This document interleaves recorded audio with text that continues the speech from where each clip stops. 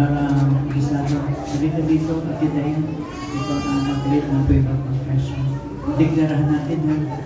So we can declare, in the name of Jesus, I am the righteousness of God. Therefore, I am entitled to covenant kindness and covenant favor. The favor of God is among the righteous. The favor of God surrounds the righteous. Therefore, it surrounds me everywhere I go. And everything I do, I expect the favor of God to be full manifestation in my life. Never again will I be without the favor of God. It rests richly upon me. I am a part of the generation that is experiencing God's favor immeasurably, limitlessly, and surpassingly.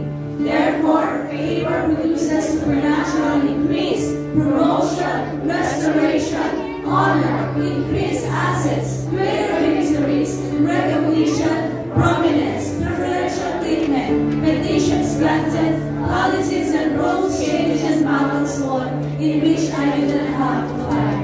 The favor of God is on me and goes before me. Therefore, my life